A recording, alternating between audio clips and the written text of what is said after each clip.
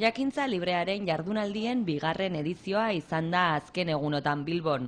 Atzokoan ekitaldiei amaiera emateko sarea pilpilean jardunaldia antolatu zuten. Bertan, euskarak sarean dituen hainbat proiektu ezagutarazi zituzten euren sustatzaileek. Ideatekako Irurikenerrek adibidez interneteko azken tendentziak aurkeztu zituen.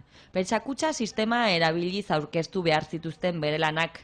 Hau da, denbora mugatua zeukaten diapositibez lagunduta aurkezpenak egiteko.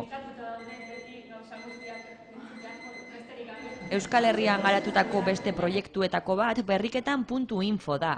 Berria egunkariak azaroan sortutako sare soziala azken orduko albisteak trukatzeko. Leio txiki badago, Facebooken edo Twitteren egun daiteken bezala, eta nik hor nire albisteak sartu ditzaket. Azortze autobidean autoiara daude, edo auzitegi gorenak hau esan du.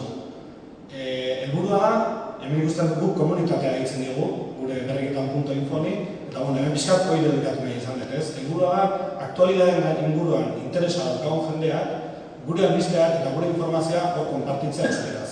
Nolabait, euskerazko informazioaren bilgune izatea. Maite Goñik euskara sarean sustatzeko alezale eta elezele garatu duen proiektua aurkeztu zuen.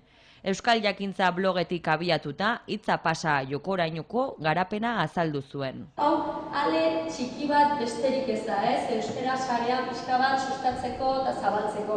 Baina polipolitena da ikustea ez daula, interneten ez daula mugarik, ez? Ikusten duzu nondiken sartzen da jende ariketak egitea euskara ikastea eta zoragarria da, ez? Horrek ematen dizu indarra jarraitzeko, baina hau, ekimen xume bat besterik ez da. Eta ikusi besterik ez dago, hitzein dutenak aurretik, ze gauzak egiten ari garen hemen, Euskal Herrian naiz eta ematen duen ez daula mugimenduik saren eta euskara arriskuan dagoela, nik ez dut hori pentsatzen, ez? Kaixomaitia.comeko Inigo Arandiak eta Gaztezuloko Igone Fernandezek ere euren proiektuak aurkeztu zituzten. Gero, Deustuko liburutegiraino joan ziren guztiekin batera, zein da euskararen etorkizuna sarean galderari erantzuna ematen saiatu ziren. Azkue Fundazioak antolatutako jardunaldia pintxo batzuk hartzen amaitu zuten.